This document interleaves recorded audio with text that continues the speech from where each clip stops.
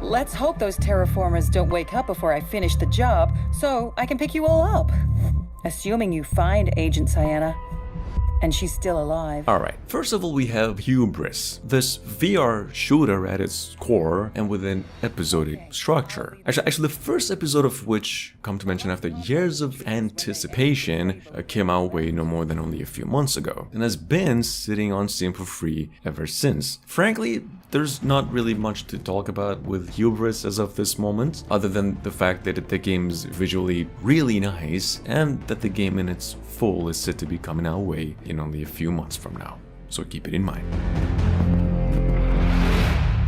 Remember, recruit, you're part of the Triple O now, under the wings of the mightiest fleet the galaxy has ever seen. But here, within the Twin Planet system, you're on your own.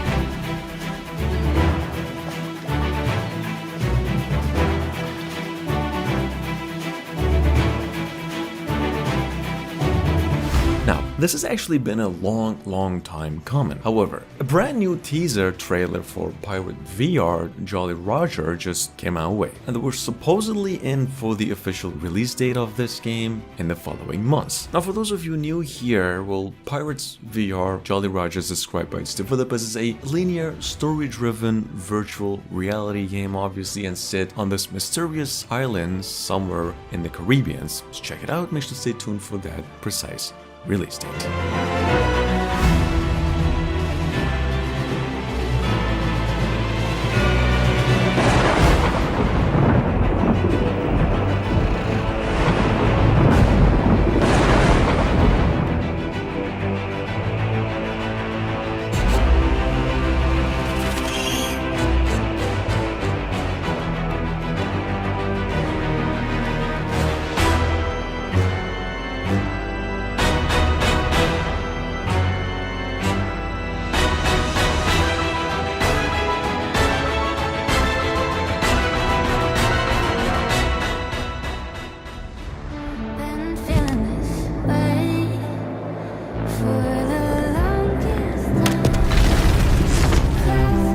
Coming up at number 3, we have Bone Lab. See, Bone Lab is on its way to Quest 2 and PCVR. It is, of course, the follow-up to the popular virtual reality game Boneworks. The new game, however, is set to include a brand new story, and the gameplay of which seems to be almost identical to the first game. Bone Lab's set to be releasing in just a few months from now, and here we have some actual new gameplay from earlier this week.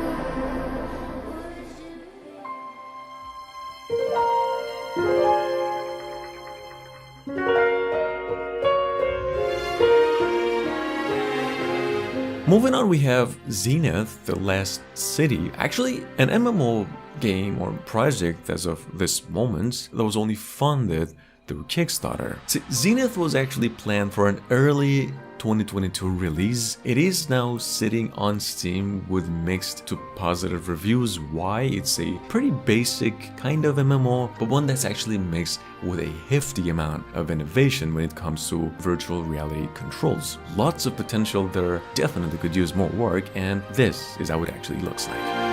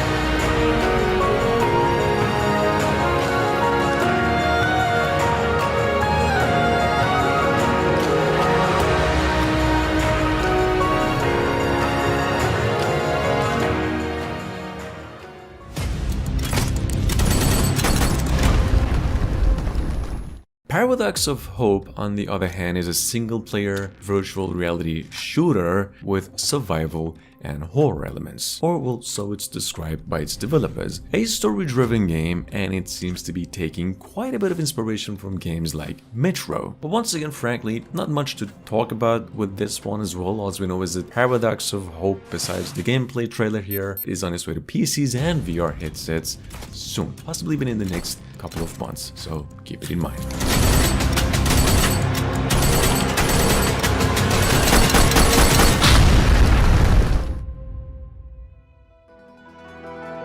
Yeah. どうもー。はじめまして。君が今日からデビューする魔法使いだね。Alright, we just got ourselves a new gameplay trailer for Ruins Magus. But what some of you might have been familiar with from earlier to be a VR fantasy exploration-based action RPG. It is a good game. There's a problem though. Up until a couple of weeks ago, there was this Kickstarter campaign that was held for the game. Well, the campaign just failed, and if we are lucky, I would guess, it'll somehow go through a second phase. Well, check it out, and for further details, go and visit Ruins Magus Kickstarter here. 今日は本当にお疲れ様。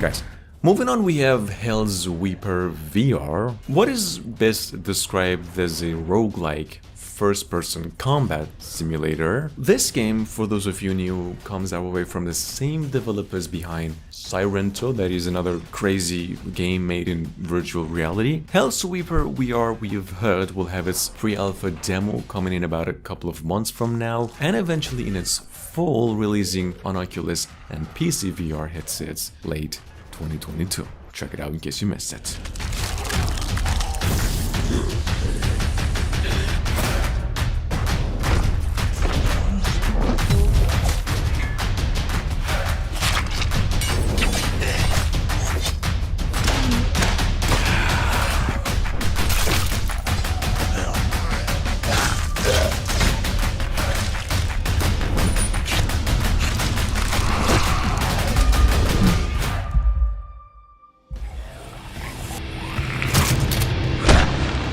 Announced, I think, 6 to 7 months ago. Not really, it doesn't really matter. We have Requisition, that is the latest work of the fine folks behind Hinge, in case you're not familiar with this psychological horror game. Requisition VR, however, is a survival game. It is set to offer some 4-player co-op in a world infested with zombies, where basically you'd have to survive with whatever you can just find. Check it out. The game's actually due out around September this year.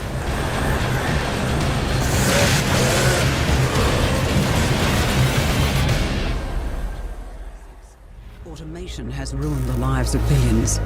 In Australia, the Aspire program is resurrected to take down the techno-terrorist network Opus.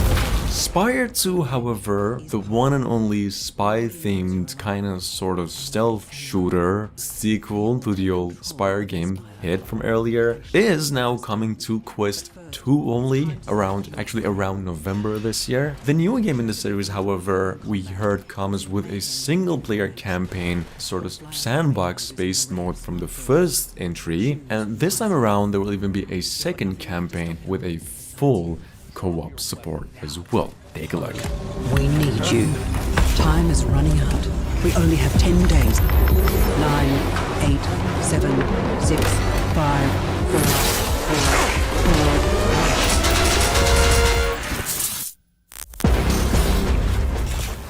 Assimilate.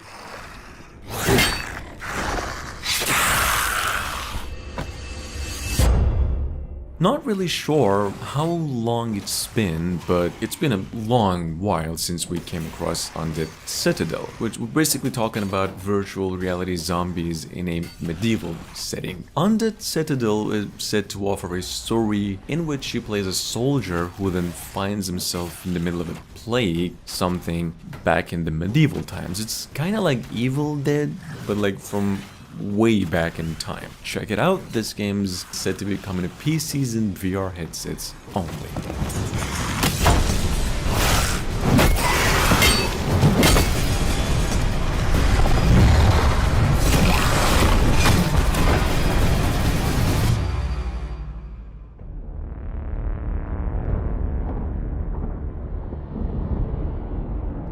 Most of the blocks jacked in or too strung out to make trouble. Minor gang activity, some triad, CryptoPunks, AI rights activists. Now, in case you didn't know, Lo-Fi is actually available now in its early access phase for PC VR, with plans for a full launch into other headsets as well sometime later this year. I will say it is definitely one of the most promising titles due to arrive this year. It's a cyberpunk adventure and indeed also the spiritual successor to Iris VR's Technoblast. Check it out.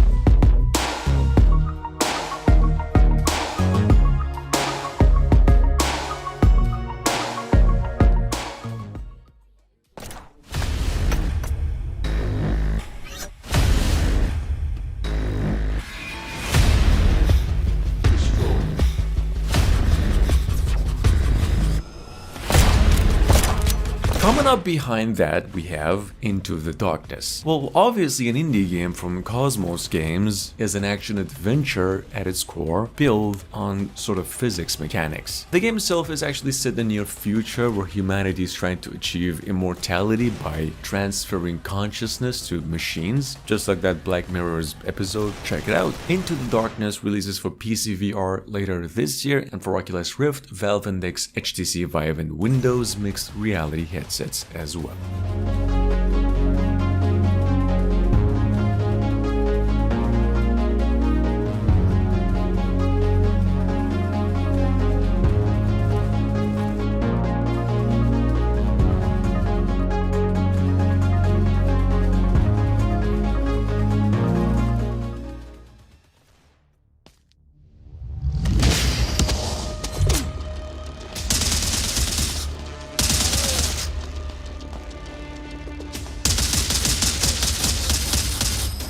Moving on, we have Outlier or Liar. This is a roguelite adventure virtual reality featuring first-person shooting and role-playing game elements. Outlier is actually available now on Steam through its early access phase for $15, and it's sitting there with a lot of mixed reviews, mostly negative. Tell you the truth, all this game really needs is a little bit more time in the oven. In terms of overall content, it's actually right up there with games like Control.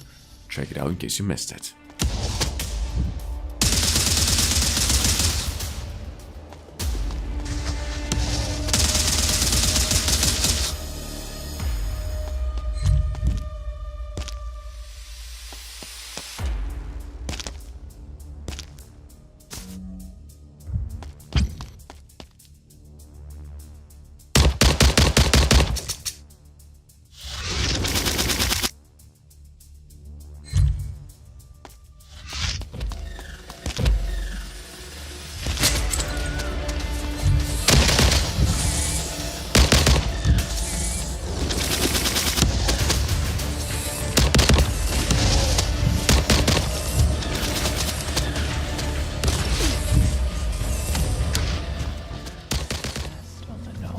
Was passed to me.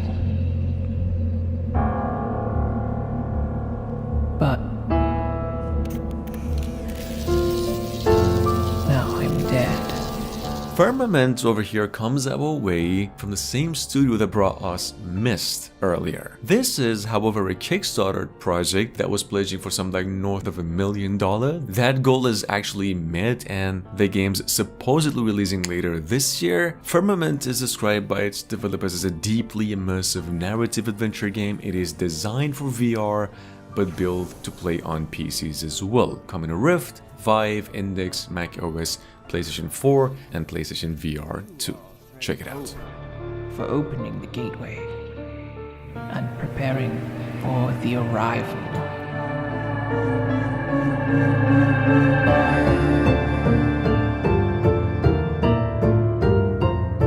Vite dilationem effere requirit firmamentum. Firmamentum.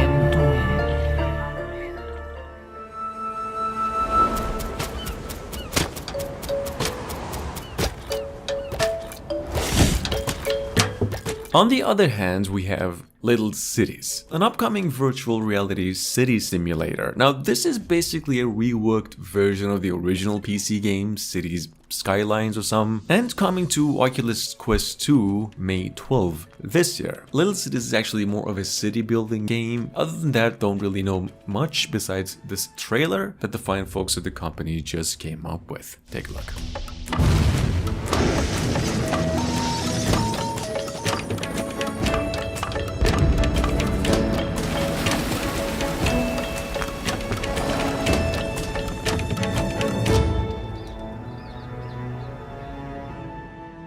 This world, you know, battered and broken, is not the world that was intended.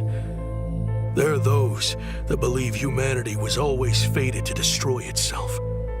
They'll tell you this future will always be inevitable.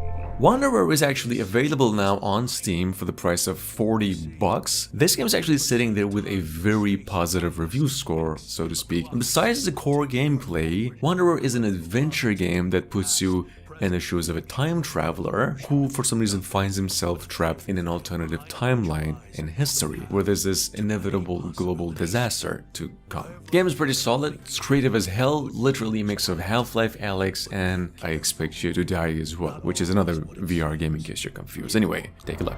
Must finish what I could not.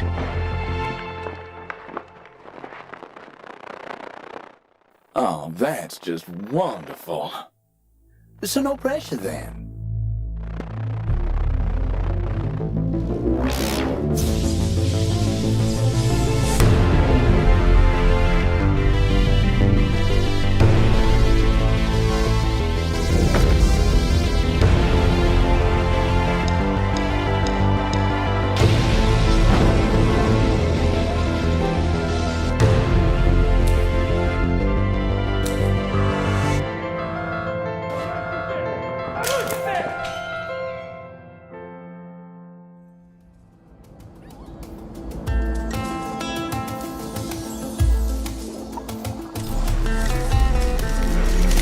Moss Book 2 is also available now on the PlayStation VR for the price of $40 as well. It is actually the follow-up to 2018's puzzle platformer Moss Book, the first. The new game is actually numerously regarded since release as a great sequel, taking the series in a more creative direction and improving on its original formula in every single element, or so they say. Anyway, check it out. This game's also coming to Oculus Quest 2 headsets at a later date.